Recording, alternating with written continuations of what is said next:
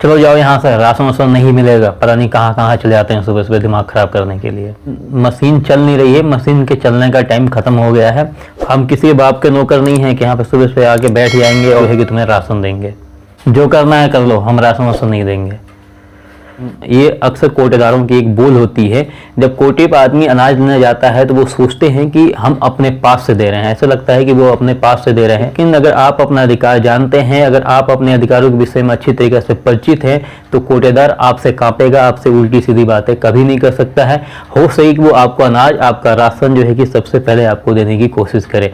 कभी कभी सरकारी रेट से भी ऊपर जो होता है कोटेदार रेट लेते हैं, जिससे कि कार्ड धारक को काफ़ी समस्याओं का सामना करना पड़ता है। तो इन सब चीज़ों को जानने के लिए कि आखिर उस मशीन का समय कितना है, वो कितने बजे स्टार्ट होती है, एक महीने जब प्रति महीने जो राशन जो बढ़ता है वो कितने दिन तक बढ़ सकता है, उसका समय अवधि क्या है, अगर ये सब चीज़ अगर आप जानते हैं तो आप कोटेदार से कोटेदार से जो है कि बातचीत कर सकते हैं, क्योंकि आपको सब कुछ पता है और कोटेदार जो है वो आपसे डरेगा। इसके लिए आपको क्या करना पड़ेगा मैं इस वीडियो में टोटल आपको डिटेल से बताऊं, लेकिन आपसे रिक्वेस्ट करूंगा अगर इस चैनल पहली बार इस चैनल को सब्सक्राइब कीजिए, बेल नोटिफिकेशन ऑन जरूर कीजिएगा। जब भी हम इस तरह की वीडियो अपलोड करें उसका नोटिफिकेशन सबसे पहले आप तक पहुंचे, आप उस वीडियो को देख सकें। तो दोस्तों आज की वीडियो में जो हम चर्चा करने वाले हैं, जो हम जानने वाले हैं, वो जानने वाले हैं कि जो कोटे पे जो अनाज बढ़ता है, जो कोटे पे जो मशीन लगी हुई है जिससे हमारे फिंगर स्कैन होते हैं, फिंगर स्कैन होने के बाद में जो अनाज मिलता है, तो उस मशीन का चलने का समय सीमा क्या है, वो सुबह कितने बजे से लेकर के शाम कितने बजे तक मशीन चल सकती है, प्रति महीने जो अनाज जो बढ़ता है वो कितने दिनों तक बढ़ सकता है,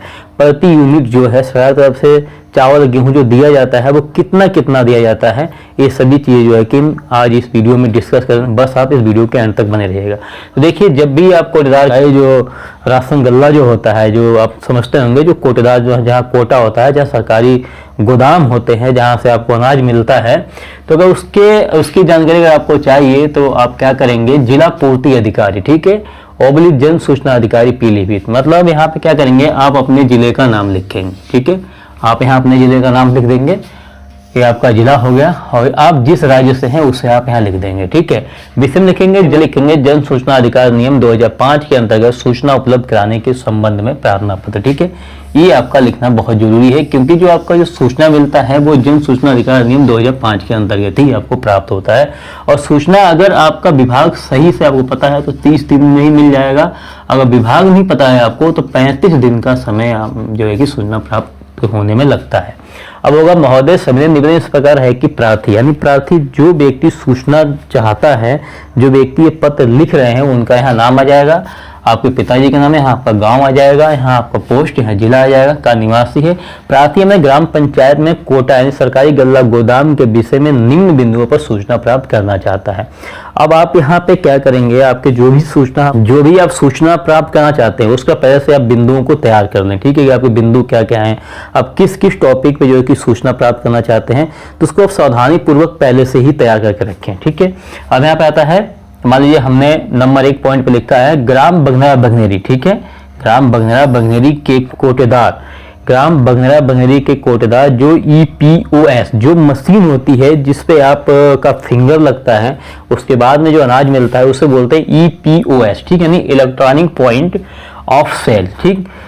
से सुबह कितने बजे से शाम कितने बजे तक कोटेदार यानी राशन डीलर जो है पर्ची काट सकता है, मतलब फिंगर स्कैन कर सकता है, इसका समय सीमा बताने की कृपा करिए। ये बहुत जरूरी बिंदु है, ठीक है,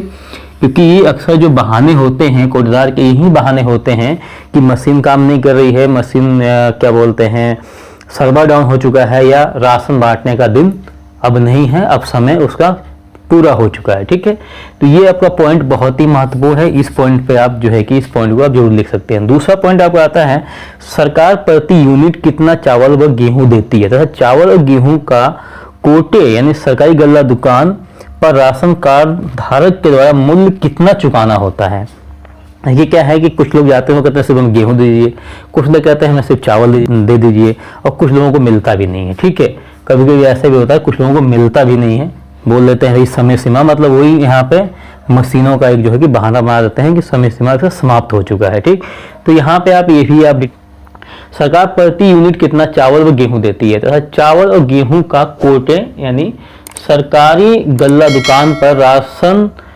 कार्ड धारक के द्वारा मूल्य चुकाना होता है। कितना मूल्य चुकाना होता है, यानी चावल और गेहूं का सरकारी जो रेट है जो हमें कोटदार को देना है वो कितना देना है, क्योंकि कभी कभी जो होता है मूल्य को भी लेकर के भेदभाव होते हैं। मतलब जो सरकार का जो निर्धारित जो मूल्य है उससे ऊपर भी कोटदार कहीं कहीं पे पैसे लेते हैं, तो ये आप डिटेल निकाल सकते हैं। फिर सबसे बड़ा और सबसे महत्वपूर्ण जो सवाल इसमें ये आप पूछ सकते हैं नंबर 3 पे कि प्रति महीने राशन कितने दिन तक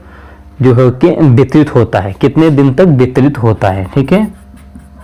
वितरित होता है, सूचना उपलब्ध कराने की कृपा करें, क्योंकि ये जब अगर आपको 2 से 3 दिन लेट हो जाते हैं तो ये भी एक कोटदार का बहाना होता है कि राशन बांटने का जो है वो समय निकल गया है, अब मशीन हमारी बंद हो चुकी है, हम राशन नहीं देंगे। तो ये भी आप जो है कि डिटेल निकाल सकते हैं। जो है आप अगर आप ये 3 डिटेल ही निकाल लेते हैं तो कभी भी कोटेदार जो है आपसे बहस और झड़प नहीं करेगा, बल्कि आप उसको बता सकते हैं कि ये नियम है, इस नियम के अंतर्गत एक काम होता है, इतने दिन तक मशीन चलती है और इतने दिनों तक हम जो है कि आपसे राशन ले सकते हैं, क्योंकि राशन साल में एक बार नहीं प्रति महीने बढ़ता है। तो ये चीज जो है कि जानना बहुत जरूरी है कि प्रति महीने जो राशन बट रहा है वो महीने में कितने दिनों तक बट सकता है और कितने दिनों के बाद हम जाएंगे तो राशन हमें नहीं मिलेगा। तो इन सब चीजों को जानने के लिए आपको इस प्रकार से आरटीआई पत्र लिखना चाहिए, जिसकी समय सीमा होती है 30 दिन। अगर आप सही कार्यालय यानी विभाग का नाम सही से अगर लिखते हैं तो ये आपको 30 दिन में मिल जाएगा। अगर विभाग का नाम सही से अगर पता नहीं है, विभाग का अगर पता नहीं आपका जो है गलत विभाग में या दूसरे विभाग में अगर आपका पता चला जाता है तो ये आपको 35 दिन के अंदर अंदर में सूचना मिलता है। तो ये एक महत्वपूर्ण जानकारी है जो कि ये गांव से संबंधित जो भी लोग हैं जो कार्ड धारक हैं उन लोगों के लिए बहुत ही महत्वपूर्ण जानकारी है।